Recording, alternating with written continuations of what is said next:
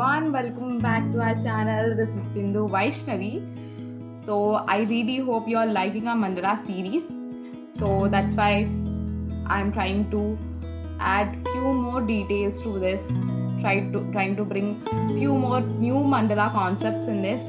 On that note, so first of all, let's see what is the best book I'm going to suggest today. It's Art of Being Alone. It's by Renuka ji, and it's one of the best book. I know that every book I'm telling that it's the best book, but to be frankly telling you, every book teaches you one good thing, and the one good thing which this book taught me is like art of being alone. Yeah, most of the people think, especially our society thinks like people who are alone, people try to portray them like they don't have much friends and they are boring or they don't know anything like that. But the people who are alone, and I mean people who don't try to do conversation with much people and who want to stay in their own area, are one of the most intelligent people. So being alone is not just like you have to suffer, you are in depression, you have to bring all stress and anxiety to you. Being alone means like you have to learn what is what. You have to learn something new which you haven't tried yet. You have to use this time for growth, because you don't know when you're going to get this time in your life again. I used to think like previously when I left my job and when I started my career in this business, when I completely started my business, I was alone. And I could, previously I was having lots of friends with me, but suddenly you will be all alone by yourself. You don't know what to do at that time. You want someone to share with, but because of this busy life we can't disturb anyone. It's your family who stays with you, finally. And at that time books were like my friends with me. I just want to tell you that I am just introducing my friends to you, how each book helped me to heal and how each book was helpful for me to come till here.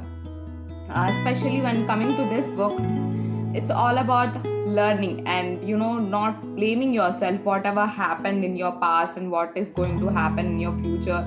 Don't try to overthink and overact that much. Just try to use this alone time, because I understand how helpful this has been.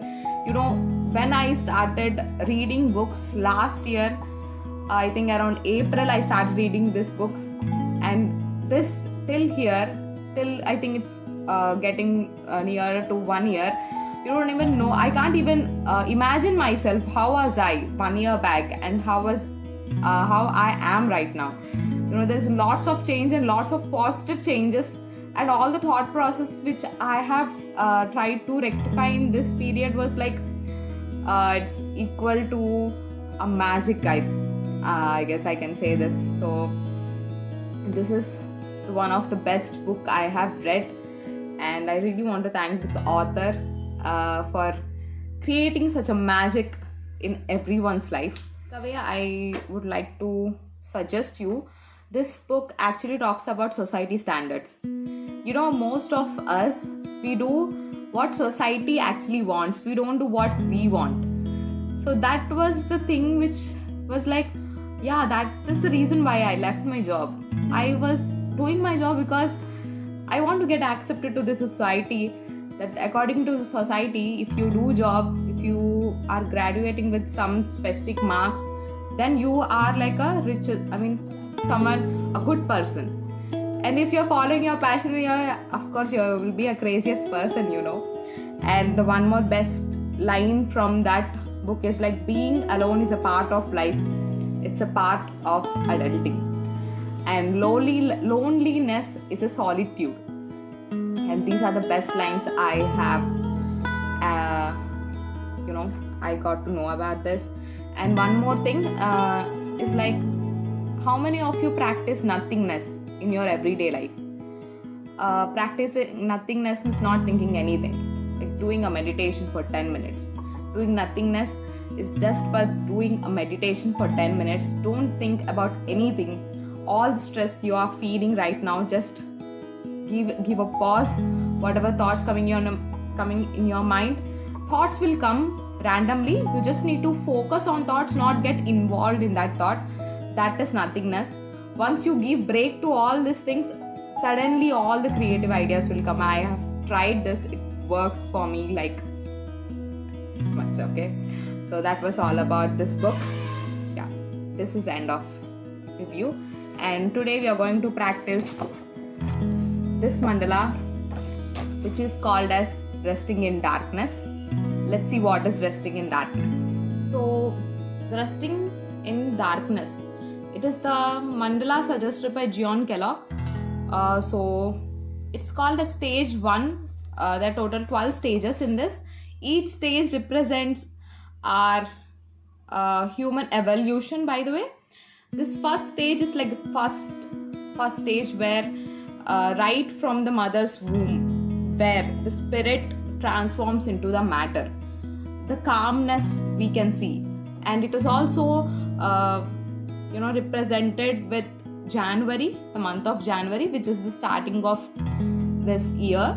In the initial stage, how at that time I think we'll face this winter season, the calmness, the chillness, and it's like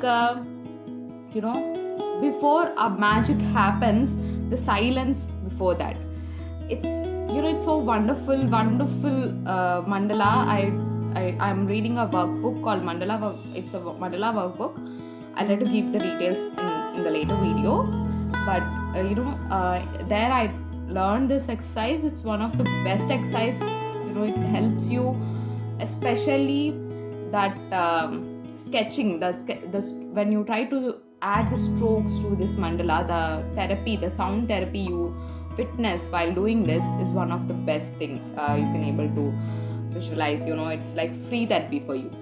So let's see how to make this. Yeah.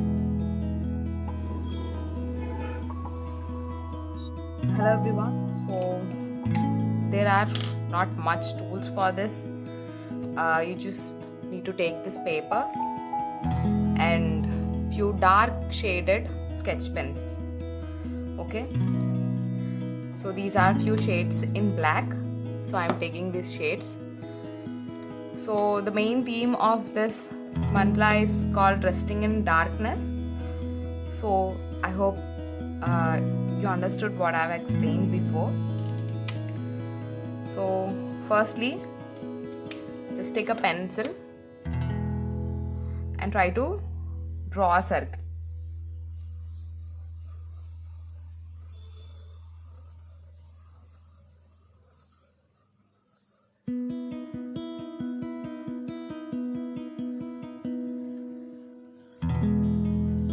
Slowly.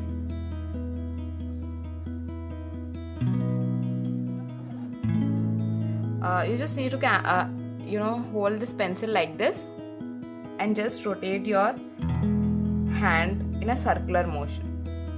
It will actually form a circle. Now once you can see the circle, try to dark the boundaries of it so that we can able to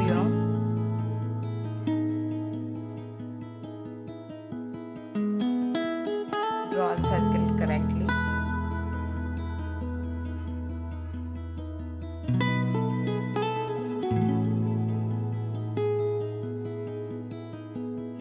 I'm just trying to dark the shade so that we can actually notice the background, boundaries of circle clearly.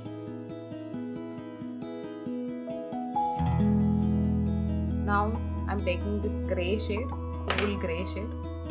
Sorry. So now just have a relaxed mind and just try to fill the circle with this shade. Make sure your environment is silent, or if you want, you can keep some calming music.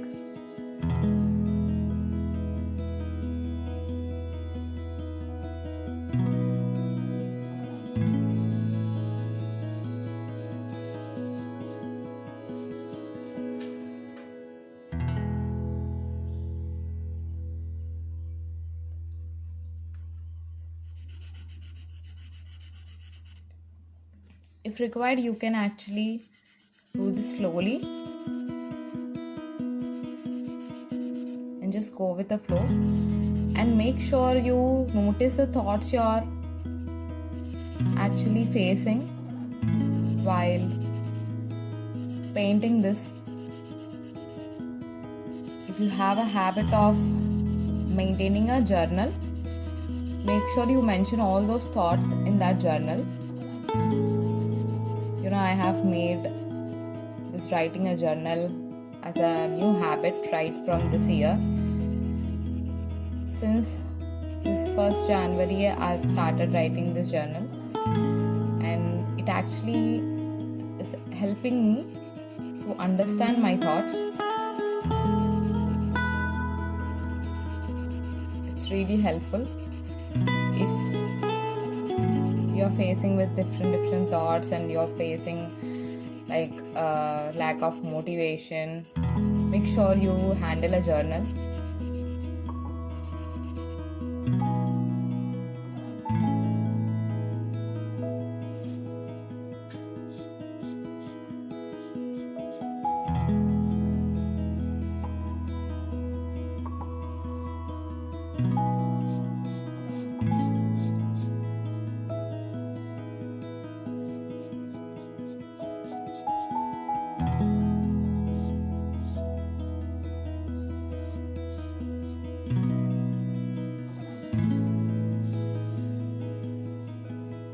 So that was all about today's episode, and this is the final output.